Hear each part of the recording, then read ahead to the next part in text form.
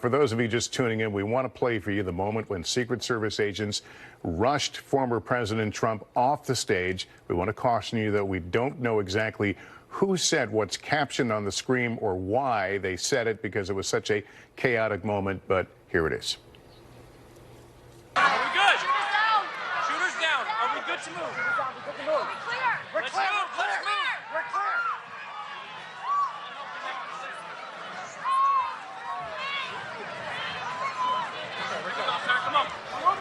And again, that moment of chaos, you hear the screams in the crowd as people are beginning to learn that something is amiss there. Our investigative correspondent Tom Winter is with us on the phone. He continues to get reaction and national security details. What can you tell us now?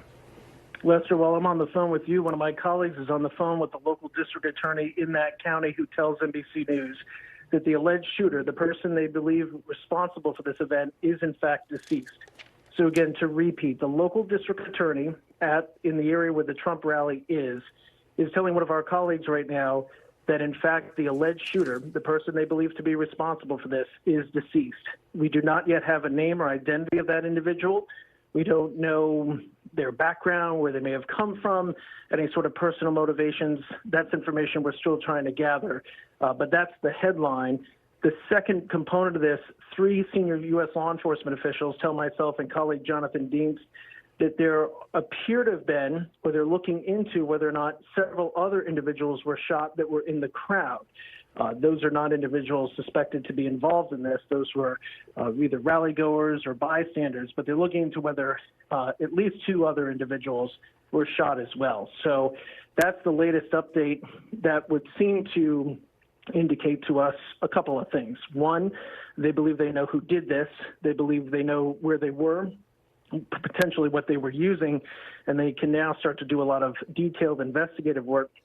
We don't know, although there is no indication at this time, that any other individual was involved, but obviously it's very early and very preliminary on that front, and a lot more work will presumably need to be done. Yeah, let me just follow up on that. I think you may have answered the question, but we did hear from one witness a bit earlier who seemed to believe that there were 2 individuals involved. You're saying that the local DA is saying 1 shooter is deceased. So the belief is that it is a single shooter? The belief at this time is that that's the case, because what they said was that the person they believe is responsible is deceased. So they did not indicate that there were any other individuals. But that's, again, Lester, as you well know, we're less than 2 hours into this, and so there's a lot of information, a lot of things that are fluid on the ground. And just because this individual may or may not have been assisted by others at this rally, did they have any sort of help in any other way? Those are big questions that will be answered in the next couple of minutes or hours. Typically, based on past events, as you know, this is usually just 1 individual that's involved.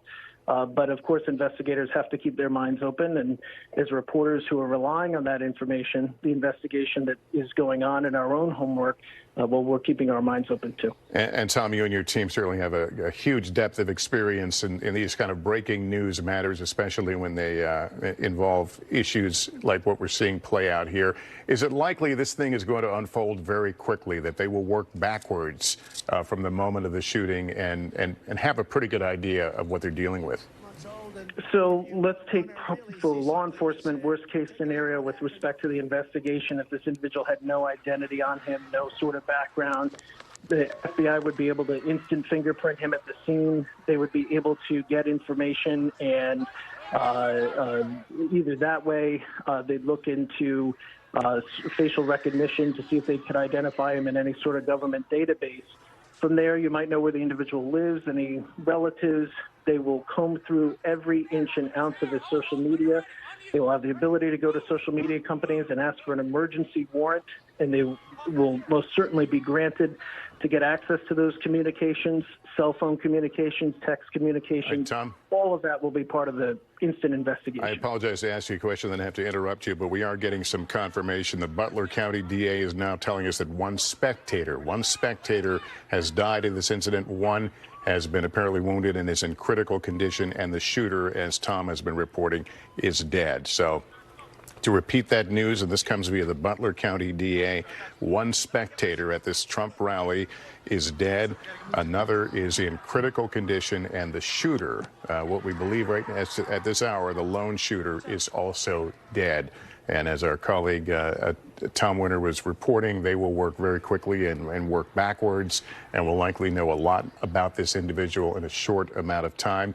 You see former President Trump trying to acknowledge the crowd while being obviously stunned and being led to the safety of an armored vehicle, but it appears that he is okay, suffering what we've all been able to see, some sort of a graze-type wound to his ear. We hear him, asking for his shoes. He is led away. He continues to turn toward the crowd to offer a sense of assurance that he is okay. He is now clear of that scene as people continue to leave, all of them telling stories of hearing these pops.